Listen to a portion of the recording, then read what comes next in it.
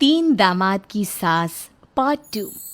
अब तक आपने सुना कि कावेरी जी अपनी तीनों बेटियों ईशा, मोहिनी और सुहाना की शादी तीन घर जमाई लड़कों के साथ करवा देती है। उन्हें लगता है कि ये लड़के शायद घर का कामकाज संभाल लेंगे, लेकिन उनके तीनों घर जमाई बहुत आलसी थे। वो नौकरी भी नहीं करते थे और बाहर का काम भी नहीं। कावेरी जी ने अपनी बेटियों से कहा कि वो प्रेगनेंसी का बहाना बनाकर अपने पतियों को सबक सिखाए। अब सुनिए आगे। मम्मी, आपने जैसा कहा था हमने वैसा ही किया, लेकिन देखिए ना, विवेक का हाल तो वैसा का वैसा ही है। घर में ना सुबह का नाश्ता बनता है और ना खाना। नौकरी पर जाने की बात करूं तो खाने को दौड़ते हैं मुझे। हाँ मम्मी, मैंने भी सुमित को कितनी बार कहा कि अगर नौकरी नहीं करनी तो कोई छोटी सी दुकान ही खोल लो। घर का खर्चा कैसे चलेगा? देखो दोपहर के 12 बजने आए और जनाब अभी तक सो रहे हैं। हाँ मम्मी, ईशा और सुहाना ठीक कहती हैं। अविनाश का भी यही हाल है।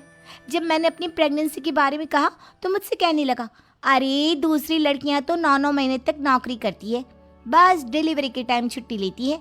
मोहिनी, तुम भी नौकरी करो। अब मुझे कहाँ नौकरी मिलेगी? मम्मी बताओ, अब मैं क्या करूँ? हे भगवान, क्या सोचकर घर जमाई दामाद लाई थी मैं कि मेरी बेटियां मेरे पास रहेंगी और खुश रहेंगी, लेकिन इन आलसी दामादों ने तो हमारी जिंदगी को भी प्रॉब्लम में डाल दिया है। मैं तो कहती हूँ मम्मी, हम लोग वापस अपनी जॉब पर जाना शुरू कर देते हैं। बता देते हैं इन लोगों को कि हमने प्रेगनेंसी का बहाना किया है। नहीं नहीं बेटा, ऐसी गलती भी मत करना। अगर तुमने ऐसा किया तो इन तीनों की आदत और ख़राब हो जाएगी। अरे आज नहीं तो कल कभी तो तुम प्रेग्नेंट होगी, तब वापस यही प्रॉब्लम आएगी। तब क्या करोगी तुम तीनों? हाँ मम्मी, आपकी बात तो बिल्कुल सही है। इन लोगों को तो सुधारना ही पड़ेगा। लेकिन कैसे? अपने बच्चों के आने की खबर सुनकर भी इन लोगों पर कोई असर नहीं हो रहा। पैसे कमाने के लिए घर से बाहर निकलना ही नहीं चाहते ये तीनों। अब मेरे दिमाग में एक प्लान आया है। तुम तीनों चिंता मत करो, उन तीनों को बुलाओ, फिर मैं बात करती हूँ। थोड़ी देर बाद कावेरी जी अपने तीनों दामादों को सामने बुलाकर अपनी बात कहना शुरू करती हैं। अविनाश, सुमित और विवेक, देखो बेटा, मैं ना तुम तीनों से बड़ा प्यार करती हूँ, इसीलिए तो तुम्हें घर जमाई बना कर रखा है मैंने। अरे मम्मी जी, सीधे सीधे कहिए ना, क्या बात है? प्यार तो हम भी आपको बहुत करते हैं। अरे मम्मी जी, आपकी इज्जत भी बहुत करते हैं। अरे भाई, आपके जैसी सास और कमाने वाली बीवी सबको मिलती है क्या? हाँ मम्मी, विवेक और सुमित ठीक कह रहे हैं। आपकी बेटी से शादी करके मेरी तो ज़िंदगी ही अच्छी हो गई है। जानती हूँ मैं, और ये भी जानती हूँ कि तुम तीनों अपने अपनी बीवियों से बहुत प्यार करते हो। बेटा, बात ऐसी है कि हमारे कुल गुरु ने कहा है कि प्रेग्नेंट होने के बाद मेरी तीनों बेटियां शुरू के 4 महीने हमारे गांव में जाकर रहेगी, जहां मेरे चाचा जी रहते हैं। अरे लेकिन क्यों मम्मी, गांव में जाकर रहने की क्या ज़रूरत है इन तीनों को? वो क्या है ना बेटा, हमारे परिवार को एक श्राप है। अगर मेरी बेटियों ने यहाँ पर बच्चा पैदा करने की कोशिश की तो उनके बच्चों को कुछ भी हो सकता है। इसलिए अब से लेकर 4 महीने पूरे होने तक इन्हें गांव वाले घर में रहना पड़ेगा।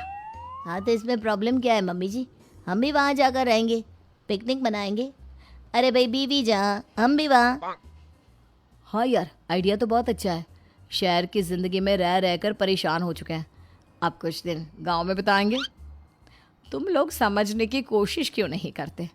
तुम में से कोई भी वहाँ नहीं जा सकता, और मैं यहाँ रहूँगी ना तुम तीनों के साथ। 4 महीने की तो बात है, उसके बाद ये तीनों ही लौट कर आ जाएंगी। ठीक है मम्मी जी, अब हमारे बच्चों का सवाल है तो ये तो करना ही पड़ेगा। कावेरी अपनी तीनों बेटियों को कुछ दिन के लिए घर से बाहर कहीं दूसरे शहर में रहने के लिए भेज देती है। कुछ दिनों के बाद, अरे मम्मी जी, बहुत दिन से पिज्ज़ा नहीं खाया, मंगवाइए ना। क्या बताऊं बेटा, पहले तो बेटियां खर्चा दे देती थी क्योंकि उनकी नौकरी थी, लेकिन अब तो मेरे पास पैसे ही नहीं बचे। थोड़े बहुत पैसे हैं जो बच्चों की डिलीवरी में काम आएंगे। लेकिन मम्मी जी, आपकी बेटियों को वापस आने में तो अभी बहुत वक्त बाकी है। वही सोच सोच कर परेशान हो रही हूँ। सोच रही हूँ कल से दूध भी बंद करवा देती हूँ। अब दूध वाले को देने के लिए पैसे भी तो नहीं है ना। अरे नहीं नहीं मम्मी जी, अगर दूध भी बंद करवा दोगी तो मुझे चाय कहाँ से मिलेगी? और चाय के बिना मैं तो मर ही जाऊंगा। क्या करूं बेटा, इस